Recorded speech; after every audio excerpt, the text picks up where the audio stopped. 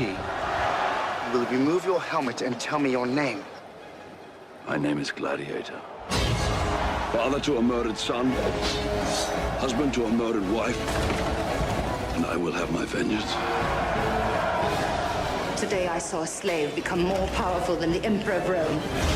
They said you were a giant. I shall cheer for you.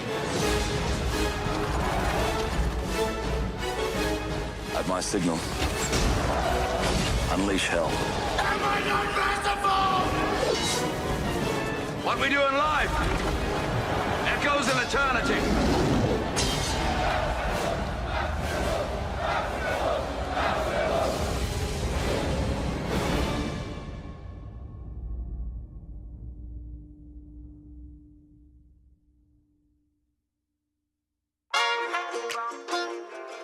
Welcome to the table. You are now listening to the Real Table Podcast with Michael Carter.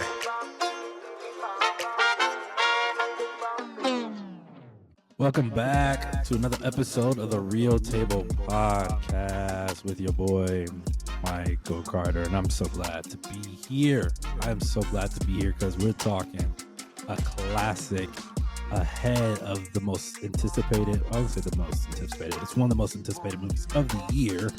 And I'm pumped. I got some real film heads on for this podcast. And I'm so ready to talk Gladiator. Ridley Scott Gladiator. I've got Jared Freeman on, and I got Brian Dario. Boys, what's happening? What's happening?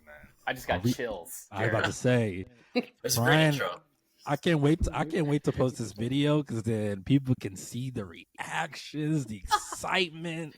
Like, we're talking about a classic. Like, anywhere you go and you mention Gladiator, people know.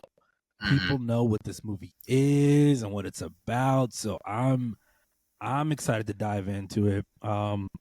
Me and Jared, I invited Jared over, and I watched it for the first time. So this is my first interaction with Russell Crowe. My same reaction, Brian. As Maximus. I know every time I say that, every time I mention it, people are like, y'all look at me like I'm crazy. And I understand why y'all look at me like I'm crazy, because Gladiator is epic. It is epic from start to finish. That first 30 minutes, though, it is a little slow, but it's not too slow to where I'm like, I want to gouge my eyes out, right? Like, I'm still in it and I'm watching because I want to see how Maximus gets to where he is. And boy, it is a ride. 2.5 hours, and it's worth it. I told Jared, it didn't feel like it was 2.5 hours for me. Like, obviously when it first started, it was like, okay, we're getting somewhere. But then once you hit those points and it takes off, it goes, and you're intrigued, and you're in it. You want to see this redemption arc, and I love it. I love it. Brian, let's start with you. Oh my gosh. Okay. Give me your thoughts. Did you watch it recently? So I did not. I'm sorry. I watched Deadpool and Wolverine last night instead of Gladiator. Hey, you know what? And that's okay. That's an A+ movie. One of the best movies of the year. Yes. So, talk to me about your love for Gladiator. Come on. Yes. Talk about it. So, Michael, Jared, you're younger. Okay. Yeah. I was a junior in high school when Gladiator came out. Okay. Oh, and I'm like, yeah, this looks good. Trailers look good. You can't, unless you go to Apple, .com to look at trailers ahead of time, which actually I don't think you could back in 2000. So you could only rely on TV trailers and like, this looks so good. Let's go see this. And I've never sat through a movie in a movie theater and then at the end, because at this time there's no end credits. Okay, you don't wait to the end of credits. Right, you leave when the movie's over. Yep. This was the first movie where I sat there and I pondered my existence. I pondered everything that I was feeling. I had tears in my eyes. So I don't know if there's a spoiler warning. I'm not going to give a spoiler, but it. No, I say we go for it. I say we go for it in this episode. It's a throwback. This is a throwback episode. It is. So most people have seen Gladiator, and I think most people that are going to be listening are going to be, they've seen it, and if some haven't, then maybe this will push them to go see it ahead of the second one. But yeah, go for it on the spoilers. I hope so. So, well, yes. So my life was changed after watching this movie. It immediately, immediately shot up to number 1 on my list of favorite movies of all time. Now, junior in high school, I hadn't seen much movies up to that point, right? There was other ones that were good, but Gladiator stayed on top for a reason. I bought the Gladiator soundtrack on the weekend. Hans Zimmer, baby. Hans Zimmer? Yes! And this is his best soundtrack. Interstellar, it's phenomenal. That's a take. That is a take. Gladiator is the best, and I would take naps to Gladiator. Okay, track 3 is that opening battle scene with Germania, right? Doesn't matter. I'm not asleep at that point. Dune might be in competition with it, though. Dune was incredible. I have not listened to that one. Yeah, you've got to check that out. Okay. Part 2. Part 1's still good, but part 2. So Gladiator just spoke. It spoke to me. Okay. I mean, there's some scenes. There's so many scenes, but I mean, what we're doing live echoes in eternity, right? At the beginning, for the battle, like, okay, now you're getting me, Russell, okay, or Maximus, right? You're getting me into it, and then he's a gladiator, right? He's a general, turned into a slave, becomes a gladiator, and as he's gladiating in that opening battle and wins, and he's confronted with Commodus, and that helmet scene takes off, turns around. Dude, and then Commodus in that scene, I don't mean to quickly get into it, but like Commodus on that scene, that man is shook for his life. Oh yeah, he's like, yes, he should. So it's the quotes, it's the redemption, it's the putting my 16-year-old self into the storyline, which is weird, but I did. Yeah. It was everything for me. It was everything. Jared. Yes. Give it to me. Absolutely. Well, I agree with everything Brian just said, of course, but no, I'm not as old as Brian, and I'm not. I wasn't there at the time, so I don't have the same nostalgic feel that Brian does being there as a 16-year-old. But what I do have is watching it. I mean, I probably watched this movie, and I say this a lot on your podcast. Too young, probably watched it too young. That's my dad's fault. For sure. He put me in movies all the time where my mom was questioning it for sure, but that's not here nor there. We're moving on from that. But this movie, I think, might be Ridley Scott's best. We can talk about that if we want to talk about that. But it really is the headliner movie of the war movie revival of the early 2000s. The early 2000s had this... You came with the notes. Mm-hmm. The early 2000s had this kind of craze of war movies. You know, you've got Troy and Kingdom of Heaven.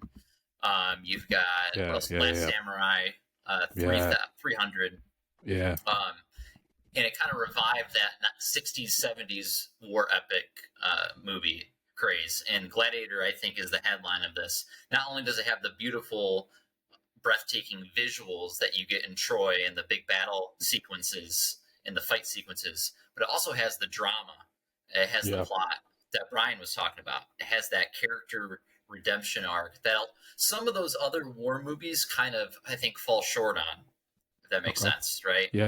This one, it just hits on all fronts in those areas, and that's one of the reasons why I love this movie. I mean, it's just great. Speaking on the quotes that you were talking about, actually, Russell Crowe had a lot of problems with the script, and so he actually improvised a lot of the lines and the quotes in there. That's what I was reading. So there was one. What was the line that he did? Oh my gosh! Strength and honor. Strength and honor. Yep. And then Joaquin Phoenix, he did the "Am I Not Merciful?" where he's yelling. He improvised that as well. Which that scene is crazy. That's crazy. A lot of notes there, but I kind of ran. Jared, man, that was good stuff, though. I did not know that. Being 24 years later, I did not know that. I love it. This is what this podcast is all about. Let's go. I love it. That's incredible. Yeah. You think that this is you think that this is his best movie? Ridley Scott's? I think it might be his best movie. Yep. What's up there? Alien. That's what I was going to go. Aliens. Maybe Alien. Maybe Alien. Yeah, that's probably James Cameron. That's probably it. Yeah, I think it also might be his best. I think it also might be his best. I agree. Yeah. I agree. I'm trying to think what the other ones were. I mean, his more recent ones have been hit or miss. Yeah. Like, some of them are really good, yeah. and then you have a movie like Napoleon that's bad, so. Did you watch Napoleon? Did any of you watch it? I didn't watch it. Yeah. I watched my wife watch it on the flight to Italy, and it looked boring. Yeah. 4 hours later, she's still watching it. I was like, no. He tried to find that magic again with Joaquin Phoenix, and it didn't happen. Yeah. Anyway. Yep. Yeah, Gladiator, man, it just really is a remarkable movie, and it just there's a lot of, I don't know, that early 2000s passion is just super, super alive, and it just feels nostalgic for me, even though I haven't seen it. It feels like those old movies that we used to watch, and I'm like, oh, so this is so good. What did it do for you, Michael? This is 24 years after it came out. You watched it for the first time this week. Yeah. Tell me, what did you feel going into it and through it and all that? Well, I was excited because there's the sequel, and the sequel's getting solid reviews, so I'm excited to see it. And then from everybody that I've heard or talked to, like you guys are like Gladiator, and so I'm like, okay, I gotta sit down. I have a reason to sit down and watch this movie ahead of the sequel. But it's just so epic, and it makes me feel like empowered. I'm like, when his family dies in the early minutes, and I'm like, oh Lord, I'm like, I need you to come back with a vengeance, pick that sword up, get into the arena, and I need you to go to work for your family. So I'm with it the whole time, and I'm like, come on. I want Maximus to succeed and win, and obviously if we watch through the movie, we see him do that. But it's just a really good. I think it's not too complicated. Ridley Scott doesn't overcomplicate it. It's the traditional revival arc. The character gets his revenge and stuff, which is typical and is simple. But that's what I think it does really well. It plays into it, and it just goes all the way forward. Oh yeah, and you get this really raw movie about this character. So and you get reminded of that in the third act with Commodus saying a general that became a slave that became a gladiator, a gladiator that defied an emperor. Like, he's telling him his life right in front of him, and then he's unfazed, and he's like, I'm unfazed. Yep. Also, I had no idea that this movie had the accolades that it did. Yep. Okay. Best picture, best actor, best visual effects, best sound, best costume, but was nominated for best director, which I read a tweet from somebody who said that Ridley was robbed. Who was best original. I can't remember. 2000. What happened in 2000? Nominated for best original screenplay, best supporting, best original score, best cinematography, best art direction, best film editing. So it's one of those movies where you don't see it nowadays. You don't see epic movies like this get those noms anymore. Like, you don't see it, and that's just how good this movie was. It was just the Academy really respected the craft that Ridley brought to this movie. Right. And to Jared's point, that's probably what kicked off all those war movies, The Patriot, all the ones that you listed. Like, people were like, yes, this is Ridley's on this one. Let's do it. Yep. What are some of your favorite moments from Gladiator? We've talked about a little bit of it, but go for it. One of my favorite moments is honestly right in the beginning when Maximus finds out that Marcus is dead. The emperor is dead. He's kissing him on the forehead, and he's obviously he knows instantly what the heck is up. And instantly Commodus is like trying to bring him in and saying, will you serve me and will you serve Rome? And walks right past him. And right, that sets the tone right there. He ain't gonna be happy about that, and things are about to happen. But the audacity for Maximus, and just the moral strength for Maximus to not take his hand right there, because his sister does. his Right. his sister, who knows as well that her father was just murdered by Commodus. That's why she slaps him. Yeah. But then she takes his hand. So even she doesn't have the strength to defy him like Maximus does. And that's that's the showcasing of true love that he was talking about, where it's like, you're the son I never had. Maximus shows that in that moment. Now, do you think he knew? He knew he did it? Do you think he knew? Yeah. He knew there was something up because he was supposed to be the next emperor. And Commodus says, "Hey, will you serve in this way?" And he's like, Wait a that's second. not what Nope, Marcus wanted from me." Oof. Brian. Oof. And the fact that he's got the backing of the whole entire army. He does. Whole army. Right? He is the general, what is it? Felix Legion, right? Mm-hmm. Whatever he said in that scene, which is the most epic scene in my mind. Yeah, I love that. And then that, when he goes to, after that scene, right? He's getting a sword. He's getting prepared. He gets arrested. He's taken out into the forest. Yep. And that whole scene, where the guy is not aware of what happens to the blade when the ice sticks to it. And that just whole, where he frees himself. Oh, I love all of that. I love. And then he taunts them in that moment. He taunts them. Yes.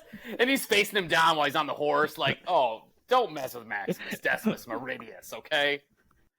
Oh my gosh. Which is what is epic, because that is that scene after that first initial gladiator fight, right, where he takes off his he takes off his helmet, right, and he's revealing himself for the first time.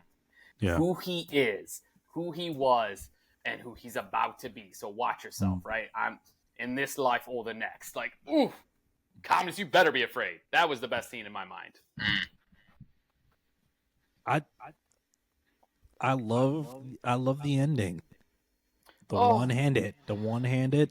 Oh, I'm like, it hurts. how's he going to do this? It still hurts. It hurts. Still hurts. That it ended the way that I kind of felt that it was going to end that way, because I'm like, this feels right. Did you know ahead of time? Did you know? know? Oh, No. wow. Okay. I didn't know that. So I walked in not knowing that he was going to. No, I didn't know he was going to die, but it felt right. It just felt right for his character to go out swinging the way that he did with one arm. Even as solid as Commodus was as a fighter, he just puts him in the ringer with one hand. And, you can't get better than that. You can't get better than that. I just love that scene. It's coupled also with "Now We're Free," I think, is the end song of that soundtrack too. Coupled with all of that, him with his hand over the wheat. No, the original script. I read this too. The original script did not have his family die. Oh my gosh! Yeah. Jared, they rewrote that quick because obviously it wouldn't have the effect. Right. That would have changed everything. Yeah. That would have changed everything. Because I don't know where he gets that motivation from. Right. Yes, correct. I mean, it's maybe not for Marcus. Right. To that extent, that extreme. Yeah. I don't know if it would be that worth it, but because he's counting down the days till he gets to go home with his family. Yep. Wow. Okay. I didn't know that. Look at you. That is crazy. Dang. Good stuff. And then you got Lucius, right? You got his cousin or his nephew, right? And that's his the start nephew. of the sequel. Yeah. Right. Right. So good. I can't wait. It's brilliant. I really do think that this movie it's worth all the hype. It's worth all the hype. So you like the end, Michael, and did it for you. I like that initial revelation of here's who I am, baby. Yeah. Jared, I didn't hear, or did you say that beginning scene? It was the beginning. That beginning scene, yeah. Yeah. Okay. When he walks right by him. So good. Can I tell you, in high school, so after I saw that initially, I was going to audition for a play. It was Grease, actually. It was Grease. And I needed the motivation. So before I went to school to do the audition, I fast-forwarded through Gladiator to the scene where he's that first battle scene, and he throws the sword. Oh, you know it's entertained. Yeah. Right? That's the moment, too. And Proximo was like, win the crowd, and you'll win your freedom. And I repeated that mantra all day. I said, win the crowd, and I'm going to win a part in Grease. Yeah. And dang it, T-Bird. I got a T-Bird. That's sweet. Gladiator. Thank you. Anyway. There you go. You need There that you motivation. go. What more do you need? Right. Dude. That's the power right there. That is the power of Ridley Scott's Gladiator. Power All film. right, you gotta, the power of films. You gotta win the audience, y'all. Win It'll it. work in anywhere in your life. Oh my win the gosh. audience, and you'll prevail. That's what that is. That's what that is. I always love these movies too that have all these fight scenes, and I always like to look into the work behind that because Russell Crowe is training for months. These people train for months to think about the Star Wars actors, Ewan McGregor and them. They're training for months to get these fight sequences down, and Russell Crowe actually got really banged up doing these scenes. He said he still has actually scars to this day from getting banged up from all those intense fight scenes. Did they use real swords? I think they did, yeah. I'm not 100% sure on that, though. Don't quote me. Those scars got him an Academy Award, okay? It did. Right, he did win, right? Sure. He did win Best Actor? Okay. He won Best Actor. Yeah, you wear those scars well. Oh, yes. Yeah. I don't even know what he's been in since then. Anyway, keep going, Michael. Keep going. Russell Crowe? He's been in movies, but nothing. Nothing tops this. No, it's been a minute. Yeah. I didn't know. Also, this is slightly a slide track, but him and Ridley got together for Robin Hood. I didn't realize that. I was gonna say because I went and saw that in theaters, thinking, "Oh, this is gonna be epic as well." Yeah. I'm about to say I felt like it was boring from what I That's the thing with remember. Ridley, man. Ridley is just like, it's like he has a good movie and a bad movie. He trades off. You know what I mean? Correct. Yep. Correct. It's really strange. Yep. All right. Gladiator 2. What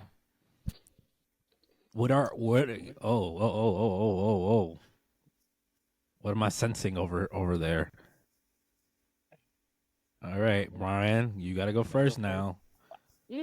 I'm excited. I said that about 5 minutes ago. I'm excited, but I'm also like, bro, the first one, don't mess with it. It was perfect. Yeah. It was perfect. There doesn't need to be a sequel. Don't tarnish the legacy of Gladiator. And yes, I kind of agree. Okay. I'm glad I'm not alone in this, Jared. But yet I'm not reading because I don't want to, because I'm gonna see it on opening night. I'm going to. I'm not reading anything. And I'm hearing though it's good. I'm hearing it's better than maybe people expected. So I'm holding out like, okay, maybe it's just I can separate it, or maybe it's just a continuation of Gladiator and it can still make it so beautiful and not tarnish the legacy of it. So I have I'm conflicted. Okay. Sure. Yeah. I'm in the same boat there. You know me, I'm an old film soul, so I agree completely with Brian. And I think that there is this, the last 10 years, really, Hollywood's been kind of in this zone of redoing things and doing sequels and all that stuff to get the nostalgia. And so I'm like, here we go again. We're doing another sequel to a beautiful movie that, did we really need it? I don't know if we did, but I'm hearing it's good. I love Denzel, of course. He's obviously going to be great. And I like the world and the universe of it. I love the ancient historical films. I love Roman Empire movies. So just for that, I think it'll be great. But yeah, I'm hoping, I agree with you, Brian. I'm hoping that they don't tarnish the legacy, but they're able to continue in a way that's fulfilling and satisfying. Yeah, I'm right there with both of you. I've also heard that it's solid. I haven't heard anybody say that it's better than the first, which is, again, that's a hard thing to do. So I think, I don't know. I think I'm just gonna go with it's gonna be a solid, big budget action flick. I think Ridley needs a win. Yeah. I don't know if I wouldn't say he needs one bad, but he needs a win. He just needs a win because I don't think he hasn't come out with anything recently that's like big time, like Napoleon. I was gonna ask. I'm looking here. Yeah, Napoleon fell flat. House of Gucci, I'd even say fell flat. The Last Duel I heard was actually pretty solid and just didn't get the love that it deserved. Okay. I didn't hear much about All the Money in the World. Alien Covenant, I didn't. Jared, you've seen that? I didn't see that. Yeah, it was decent. Yeah. I didn't think it was better than Prometheus. Right. Agreed. Yeah. But it was decent. Yeah, the Martian, which is pretty good. That's a solid film. That is good. It's probably his last really good one. I'm about to say, out of all of them, I think that's the one that's like the sure, last good movie. And then, I mean, he did Black Hawk Down, which I'm looking at. That was really? Pretty epic. I did not realize he did that. Oh yeah, that's 01. Yeah, that was right after Gladiator. That's a great movie. Yep. And I mean, he did Exodus, Gods and Kings, which I did not watch. No, it was so bad, Michael. Yeah, that's what I heard. And I was excited because you got Christian Bale from Dark, like he had just finished The Dark Knights, right? And then you've got Ridley Scott, creator of Gladiator. It's a biblical epic. So I'm like, yes. Yeah, that cast seems pretty solid too. It was bad. Really solid, actually. Seeing the trailer, and I was really excited. Yeah. And then heard it was just really bad. Yeah. Because they also did Noah with Russell Crowe. Oh, that's a horrible movie. Oh, man. Don't even talk about it. Don't talk about it. Don't talk about it. It's one of the worst movies I've ever seen. It's so that bad. was horrid. Yes. That was, who directed that? He directs all the weird stuff. It's going to Tim make... Burton. No. No, it wasn't Tim Burton, but... here it is. That also came out the same year. It was... Darren Aronofsky. I'm not familiar. Aronofsky. Yeah, he does some weird stuff. Oh, he did Requiem, The Whale, Black Swan. Yeah. Okay. Yeah, he does the weird stuff. The Wrestler. He's got some good movies. That one was... I heard The Wrestler was good. It was. I heard that was good. It was. Yeah. Yeah. So, yeah, I think Ridley needs a win, and I think this could be a good win for him because, again, like, I mean, you look at the casting for this, and I mean, they've got some solid names on here. Yeah. Paul Mescal, which is, I mean, he's been the rave, I think, the last couple years. Yep. In Hollywood. Pedro Pascal, Joseph Quinn, who's on the come up.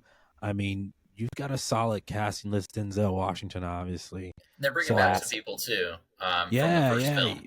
Yes. Yeah, they're bringing back the guy who played the good senator. Okay. He's coming back, and then I can never pronounce his name, Mike. I love this. The guy from Blood Diamond. Juba. I don't know who the actor's name is. Jamon Hansu. Is that how you say his name? Yeah. So he's coming back too. Nice. So, I think his character name was Jubo or something like that. Something like that. Remember him as, yeah. Okay. But yeah, so he's coming back too, and I think there's maybe one more I'm missing. But so there's some characters coming back. Right. Crazy. Speaking of characters, are you familiar with what happened to the actor Proximo? Yes. Who played that was in my notes. It was in your notes. Okay. Yeah. Say him. Michael, do you know? No, what happened? Do it, Jared.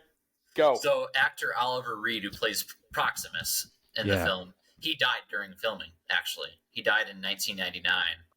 So they had to do some manipulation and things like that to get some of his scenes to work. But he died in the middle of filming, yep. And it's like a crazy story. That's Something about him like getting drunk and I don't know the story, Brian, so you can touch on that. I just Googled all of it because it was weird how they had to like film him in or do some magic to get him into some of those scenes where after he had died. So it is something where I had heard rumors where he was like drunk and getting into bar fights, something crazy like that. Yeah. Do we know what scenes? I thought it was I thought it was the last scene where he sacrifices his life after he unlocks all the cells. I thought it was that one.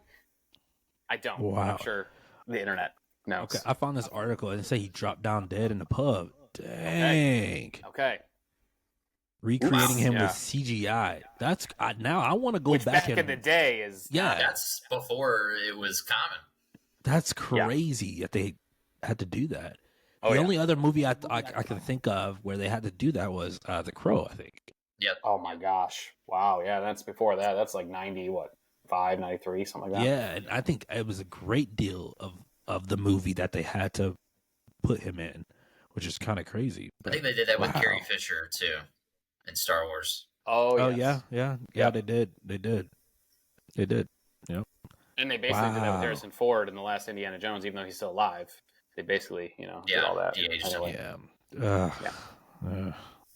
Golden Circle.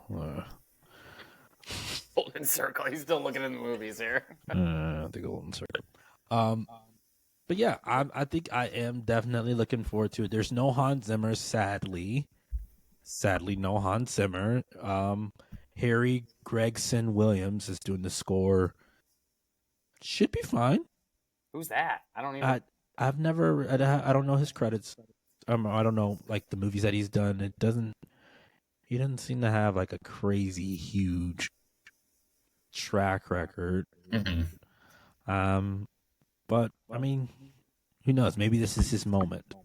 He did Narnia. Oh, wait a minute. Oh, he did wait Narnia. a minute, Michael. He did Man on Fire, which I mentioned a while ago is in my top 10 favorite movies. Really? And he co-composed Shrek. Yes.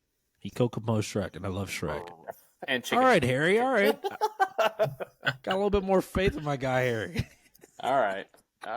Which I think I'm going to go back to Man on Fire. I think Scott's brother, Ridley Scott's brother, which I can't remember, directed that one. That's Denzel. That's another epic, really good movie. similar Tony Scott. storyline-ish. Tony Scott, that's right. Oh, Denzel loves Dude, to if do you have not movies seen with Man on Tony Fire, Scott. Get in it. Deja Vu. Great movie with Val Kilmer, right? Deja Vu. Unstoppable.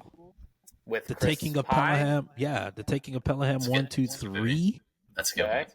Okay. Yeah, him and Tony Scott. So this is kind of cool. Ridley's like, I want to use Denzel. I want to use one of my brother's main mans Yes. for this movie. So I think he's the one I'm looking forward to the most in Denzel. seeing in this sequel. Yeah, because you can't go wrong with Denzel. And I'm assuming he's the good guy in this. I don't know. Go ahead, Jared. I don't know what you're saying. No, I was just saying Denzel has worked with Ridley before. In Oh, it's more. American Gangster, actually. Oh, With Russell Crowe, yes. Russell Crowe's in that one too. What? Okay. Yeah, That which was is a a great wild movie. movie. That's a great Yes. movie. Yes. I know you. Have Have seen you American seen Gangster. American Gangster? I haven't seen American Oh. Gangster. Michael! I've never seen American Gangster. And I've that's heard what, of it. that's like 2007, Seven, 8, yeah. maybe? Yeah, okay. You gotta Feels watch that right. movie, Mike. That's Hey, a good maybe I'll movie. put that on my list. American Gangster. All right. So good. So good. Yeah. Man on Fire before American Gangster, though. Correct. Yeah, I've seen some bits of Okay. Man on Fire. That's with Dakota, right? Dakota Fanning. Yes. Yeah. Dakota Fanning. Yep. Which she was in the Equalizer 3 with him. Which is funny. She was in the first one, I Looks think, great. too. Love it. Yeah, she was in the first one, and then I think they brought her back for the third. Yeah. I did not know Which- that. Okay. Is that one even good? What do you mean is that one even good? The third one? I haven't seen it. I haven't seen it. Okay, I don't know. I flew to Sicily with my family in October. After I watched that movie, I was like, oh my gosh, that area is beautiful. We're Yeah. going to Sicily. So we went to Sicily, and I thought of The Equalizer 3. So it inspired my vacation, okay? It might not have been good. I loved it. I love Denzel. I love these kind of movies. So I thought it was great. All right. I'll put that on one on my list, too. I know Jared, have you seen it? Equalizer movies? Yeah. I actually haven't. It's on my list. That and John Wick are the two I need to still see. Oh, yeah, So- you haven't seen John Wick. I know. Yeah. As long as you've seen Gladiator, that's all that Yeah. matters. I'm an older soul with movies. I love your soul. As long as you've seen Gladiator. Oh, man. I love it. I love it. But you got to go watch John Wick, at least. John Wick. Yeah, I'm At aware. least. Yeah. Equalizer's better, but Any more thoughts on Gladiator? Go ahead, Brian. well, no, I mean, I could just talk about it all day, okay? Because I love it so much. So Bring it on. we only have a little bit of time left. Yeah. It's just epic. It's epic. It's beautiful. It's amazing. And again, the soundtrack with each scene, the score it just enhances it. Just the way that Halloween. Okay, sorry, we're kind of just coming out of that season, so it's okay, I think, right, to bring Sure. up Halloween. Yeah, But that's why Halloween was so popular is because of the score that went with it. If that music was removed from Halloween, we're not talking Halloween. We'll never talk Halloween. It was because of that score. And All right, yeah. why I love the soundtrack of Gladiator is because of what it did in each scene. It brought me, at least, in my feels in each, the way that they put it into each scene was the soundtrack's great. Yeah. And this movie really, I think, propelled Joaquin Phoenix too. We haven't talked about Joaquin Phoenix really at all on this podcast. That's true. You know, he had been an actor before that and had been in films before that for sure, but this movie really propelled him as kind of that. Oh, so this was his breakout method. It wasn't his breakout film, I would say. Okay. But it was that film that really put him at the top in terms of those kind of crazy method roles that he does. You know what I mean? Like, this is the movie that showcased him, like, oh, Joaquin Phoenix is kind of crazy and is like crazy good in his performances. But you know how he operates, right? He just kind of plays these wild characters that have these just really, I don't even know what the word is for it. Not villainous, but I mean, he's villainous in this film, obviously. Yeah. But you're right. He's not like a likable necessarily, like a character in the movies. Which is interesting you say that, Jared, because I think the first time that I saw him outside of Gladiator or after Gladiator was Signs with Mel Gibson. Wow. And in Signs, he plays this like lovable in a way character where it's I actually like you when I hated you after Gladiator. Right. But yeah, that's a good point. Yeah. Okay. He was great. Yeah. Yes. Yeah, I did not like his character one bit. It was you realized just the way that he treated his sister. It's creepy. Like my stomach was turning. I was like, this makes me highly uncomfortable.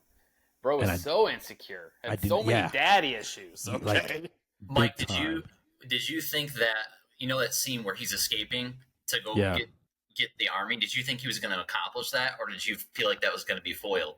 I think that was a surprise for me the first time I watched it.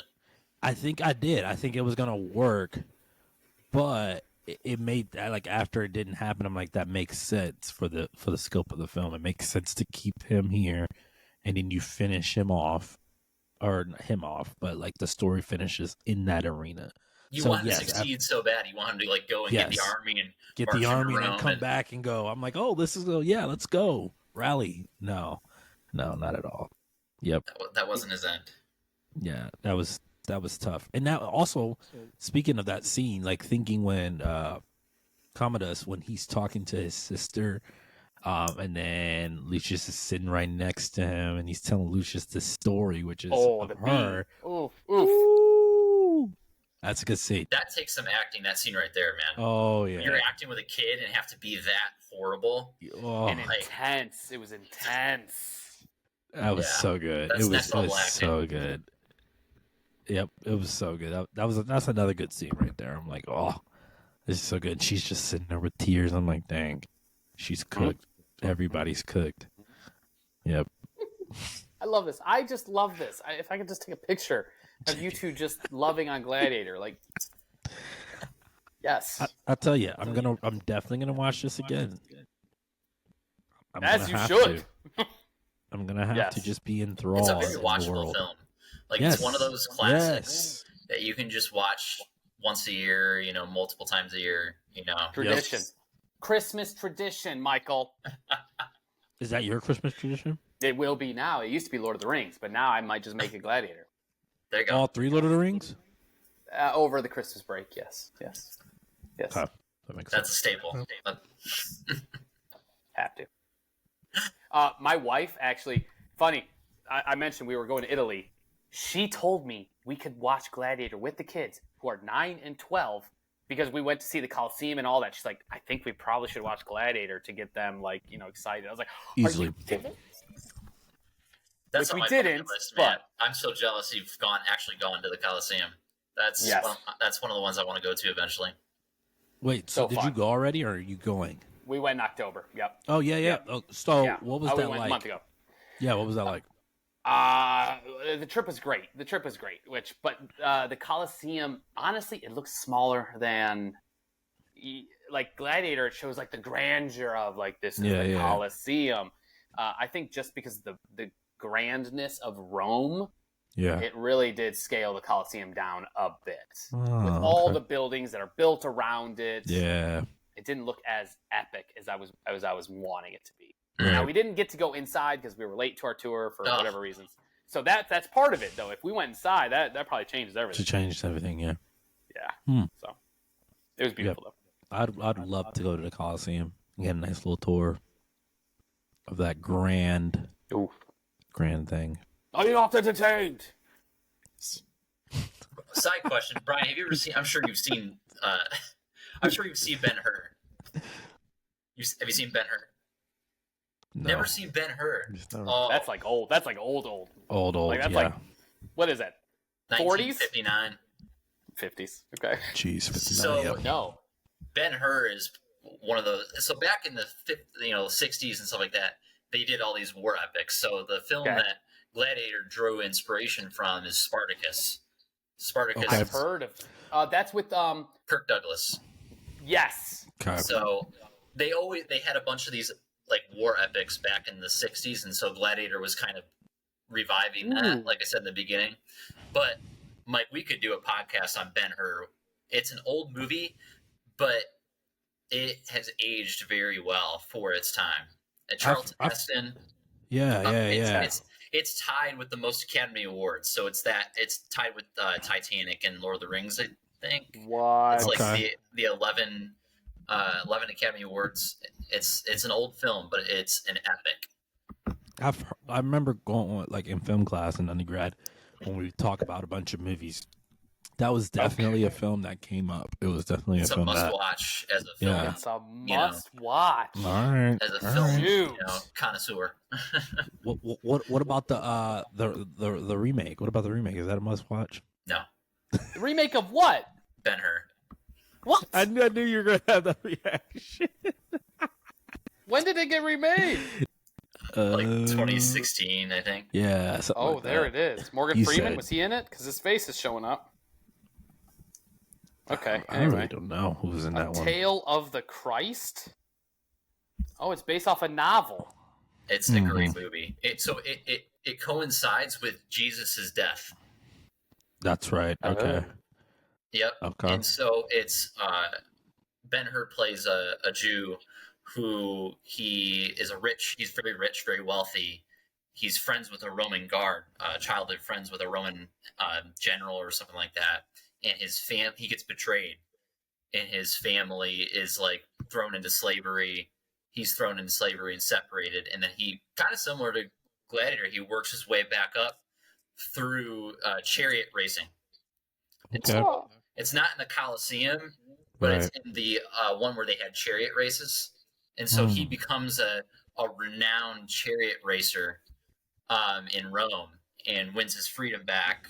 All that stuff, and then he faces, the friend who betrayed him, and then it coincides with Jesus' death. So they actually show his crucifixion and everything.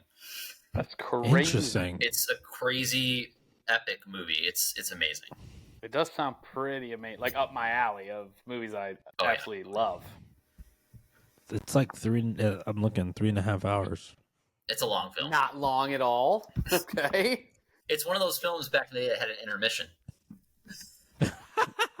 We need that sometimes, That's true. Back in the day, they always had on these epic films. They had like a 5-minute intermission in the middle of the DVD. I remember watching this movie with my dad when I was like 10, and it was like a 5-minute intermission in the DVD. It was funny. Well, that was what was great about Titanic when it came out on VHS. It was 2 tapes. Okay. Yeah. Tape 1.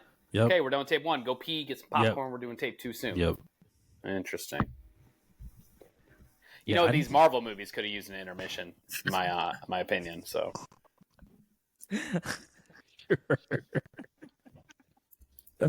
Oh man, yeah. I'm gonna check. I want to check that out. I really do want to check that out. We can watch it together. I don't care. Yeah, we'll have to find a time, and then maybe even do Ben-Hur podcast.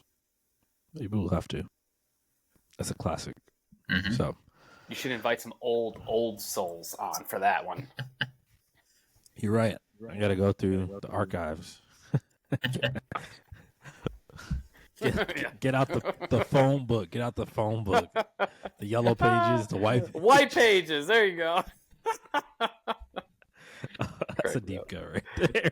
Oh my gosh. All right, boys. Now, for real this time, is there any last thoughts on Gladiator?